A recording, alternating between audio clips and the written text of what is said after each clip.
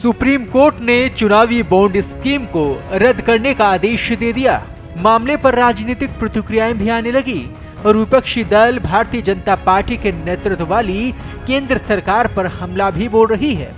इसी क्रम में कांग्रेस नेता राहुल गांधी के साथ साथ अन्य नेताओं ने प्रधानमंत्री नरेंद्र मोदी पर निशाना साधते हुए आरोप लगाया कि ये योजना रिश्वत और कमीशन का माध्यम थी। कांग्रेस के पूर्व अध्यक्ष और वायनाड से सांसद राहुल गांधी ने चुनावी बॉन्ड स्कीम को लेकर सोशल मीडिया मंच एक्स पर एक पोस्ट के जरिए कहा कि नरेंद्र मोदी की भ्रष्ट नीतियों का एक और सबूत आपके सामने है। बीजेपी ने इलेक्टोरल बॉन्ड को रिश्वत और कमीशन लेने का माध्यम बना दिया था। इस बात पर मुहर लग गई है। कांग्रेस के अन्य नेता पवन खेड़ा ने लिखा, सुप्रीम कोर्ट का फैसला अंधेरे में उजाले की किरण की तरह है। कांग्रेस शुरू से ही इलेक्टोरल बॉन्ड योजना के खिलाफ थी। राजनीतिक दलों को मिल रहे चंदे को लेकर लोगों को जानने का अधिकार है।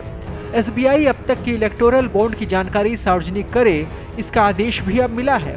इलेक्टोरल बॉन्ड का 95% चंदा यानी 5200 करोड़ रुपए बीजेपी को मिला। इसके बदले बीजेपी ने उन कंपनियों को क्या दिया? कांग्रेस को डर है कि सुप्रीम कोर्ट के फैसले को पलटने के लिए सरकार कोई अध्यादेश न ले आए। साफ हो गया कि ये पीएम द्वारा किया गया भ्रष्टाचार है। सुप्रीम कोर्ट ने एक ऐतिहासिक निर्णय दिया है और भारतीय जनता पार्टी की ब्लैक मनी कन्वर्शन स्कीम यानी इलेक्टोरल बॉन्ड स्कीम को खारिज कर दिया। कांग्रेस पार्टी पहले दिन से ये मांग करती आ रही है। देश के अनेकों नागरिक और संगठन ये मांग करते आ रहे हैं कि इलेक्टोरल बॉन्ड स्कीम काले धन को सफेद करने का गोरख धंधा है। वोट के बदले में, नोट के बदले में वोट का एक गोरख धंधा है और उसे सिरे से खारिज कर दिया गया है। हम इस सुप्रीम कोर्ट के ऐतिहासिक निर्णय का स्वागत करते हैं। सवाल सीधा है, भारतीय जनता पार्टी को इस इलेक्टोरल बॉन्ड स्कीम से कितने हजार करोड़ रुपया मिला? क्या ये सच नहीं कि करीब 80% पैसा भाजपा को इलेक्टोरल बॉन्ड स्कीम से मिला? क्यों? क्या सत्ताधारी दल ने कोई मेज के नीचे या पर्दे के पीछे ऐसी डील की थी उन सारे कॉरपोरेट से कि आप हमें चंदा दो और चंदे के बदले में उगाही आप इलेक्टोरल बॉन्ड्स के माध्यम से दो? वो पैसा किन कॉरपोरेट्स ने बीजेपी को दिया? उन कॉरपोरेट्स को क्या फायदा पहुंचा? सत्ताधारी दल भाजपा ने कौन से सरकारी एसेट उन कॉरपोरेट्स को उसके एवज में दिए? क्विड प्रो क्वो यानी तुम मेरी कमर खुजलाओ, मैं तुम्हारी कमर खुजलाऊं, वो क्या है? लोगों को और देश को क्या क्या नुकसान हुआ? इन सारी बातों का जवाब देश के माननीय प्रधानमंत्री, वित्त मंत्री और जेपी नड्डा साहब को देना चाहिए। We welcome this. We are a petitioner, the only political party who had the locus standi to argue against the electoral bonds was the CPIM, because we are the only party that did not accept any electoral bonds as a matter of principle, because we consider the electoral bond scheme as the legalization of political corruption, and this had to be ended. In that sense, I think it is the judgment, though many tranches of electoral bonds have been released and many parties have got the money and bulk of it going to the ruling party. Though that has happened, but it's nevertheless a welcome judgment to put an end to this, and also telling that by the verdict says that by March, who has got what and from whom, because there's an element of the possibility of a quid pro quo, which means deal making, and this has clearly exposed this government's all claims of fighting corruption.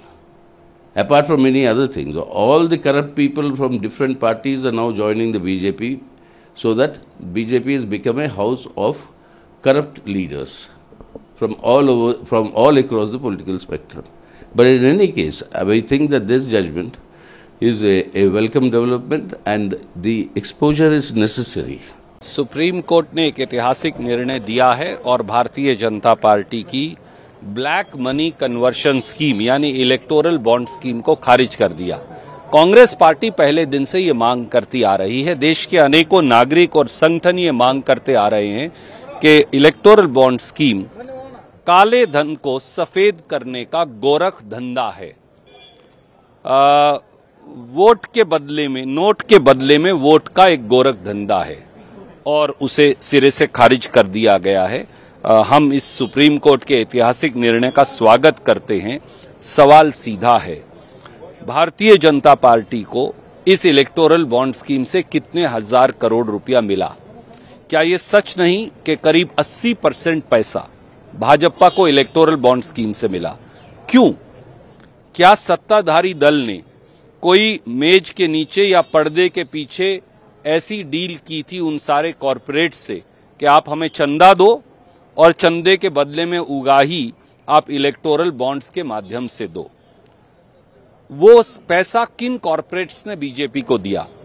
उन corporates को क्या फायदा पहुंचा? सत्ताधारी दल भाजपा ने कौन से सरकारी एसेट उन कॉरपोरेट्स को उसके एवज में दिए? क्विड प्रो क्वो, यानी तुम मेरी कमर खुजलाओ, मैं तुम्हारी कमर खुजलाऊं, वो क्या है? लोगों को और देश को क्या क्या नुकसान हुआ? इन सारी बातों का जवाब देश के माननीय प्रधानमंत्री, वित्त मंत्री और जेपी नड्डा साहब को देना चाहिए। बॉन्ड को लेकर उस पर आपकी क्या प्रतिक्रिया? उचित फैसला है, सकारात्मक फैसला है, रचनात्मक फैसला है, सही फैसला है। जो लोग लोकतांत्रिक प्रक्रिया की जो पारदर्शिता है उसमें विश्वास रखते हैं, वो सब लोगों को इस फैसले का स्वागत करना चाहिए। बुनियादी बात ये है कि उच्चतम न्यायालय ने ये कहा है कि ये जो इलेक्टोरल बॉन्ड्स की स्कीम है ये संवैधानिक रूप से बिल्कुल ही खराब थी। संवैधानिक रूप से इसका कोई औचित्य नहीं था और इसलिए उन्होंने संविधान की जो धाराएं हैं उनका उल्लेख करते हुए कि ये धारा 19(1)(a) और जो बाकी कानून हैं उनका उल्लंघन करती है, सुप्रीम कोर्ट ने इसको सिरे से खारिज कर दिया है। और अब ये सवाल भी पैदा होगा और ये जजमेंट फैसला पढ़ने के बाद पता लगेगा कि अगर ये स्कीम को खारिज कर दिया गया है तो जो पैसा जिस राजनीतिक पार्टी को इस स्कीम द्वारा मिला था, क्या वो पैसा वापस भी करना पड़ेगा? क्योंकि अगर स्कीम ही गलत थी और स्कीम के तहत जितना पैसा आया है उसको संविधान की वायलेशन बताया गया है, तो वो जो पैसा है उसका क्या होगा? ये जो फैसला है वो पढ़ के उसको संज्ञान में लिया जाएगा। और दूसरी बात ये है कि जो लोग उम्मीद कर रहे हैं कि ये बात बिल्कुल सार्वजनिक पारदर्शिता से हो जाएगी कि किस कॉरपोरेट घराने ने किस पार्टी को कितना पैसा दिया है, जहां तक मेरी जानकारी है कि ये जितने कॉरपोरेट घराने हैं इन्होंने इलेक्टोरल ट्रस्ट बनाए हुए थे और वो ट्रस्ट्स के माध्यम से पैसा दिया गया है। तो बुनियादी बात तो ये है, वो जो ट्रस्ट हैं उनकी कॉरपोरेट वेल को उठा के उन ट्रस्ट के पीछे कौन लोग हैं ये जानने की जरूरत है। कि आज एक बहुत ही महत्वपूर्ण फैसला सुप्रीम कोर्ट ने दिया जिसका कि बहुत लंबा असर होगा हमारी पूरी चुनावी लोकतंत्र के ऊपर। उन्होंने ये इलेक्टोरल बॉन्ड की स्कीम कॉम्प्रिहेंसिवली स्ट्राइक डाउन कर दी है, ये कहते हुए कि इसमें जो एनोनिमस एलिमेंट इन्होंने लाया कि भाई किसी को पता नहीं लगे कि भाई ये इलेक्टोरल बॉन्ड किसने खरीदे और किसको दिए, ये बिल्कुल हमारे जनता के सूचना के अधिकार के खिलाफ है, जो कि एक मौलिक अधिकार है जनता का। और साथ में उन्होंने तो ये जितने भी अमेंडमेंट्स आए थे कंपनीज एक्ट में, इनकम टैक्स एक्ट में, रिप्रेजेंटेशन ऑफ पीपल एक्ट में, सबको रद्द कर दिया है इलेक्टोरल बॉन्ड स्कीम को जो ला रहे थे। दूसरी बात, उन्होंने ये भी बोला है कि ये जो अमेंडमेंट करा गया था कि कंपनीज जो हैं कितना भी पैसा पॉलिटिकल पार्टीज को दे सकती हैं। पहले जो रिस्ट्रिक्शन था कि अपना एनुअल प्रॉफिट से 7.5% से ज़्यादा नहीं दे सकती, वो भी रद्द कर दिया है कि ये हमारे इलेक्टोरल डेमोक्रेसी के खिलाफ है, क्योंकि ये लेवल प्लेइंग फील्ड को हटाता है और बड़ी बड़ी कंपनियों को इलेक्शन इन्फ्लुएंस करने देता है। साथ में उन्होंने ये भी बोला है कि जितने भी इलेक्टोरल बॉन्ड्स खरीदे गए और जो जमा करे गए, पॉलिटिकल पार्टियों ने जो अपने खातों में जमा करे, उसका पूरा ब्यौरा स्टेट बैंक ऑफ इंडिया, जिसके पास ये सारी इंफॉर्मेशन है, वो इलेक्शन कमीशन को दे और ये पब्लिक वेबसाइट पर डाला जाए, जिससे कि जनता को पता लगे कि किसने ये इलेक्टोरल बॉन्ड्स खरीदे और किस पॉलिटिकल पार्टी को दिए।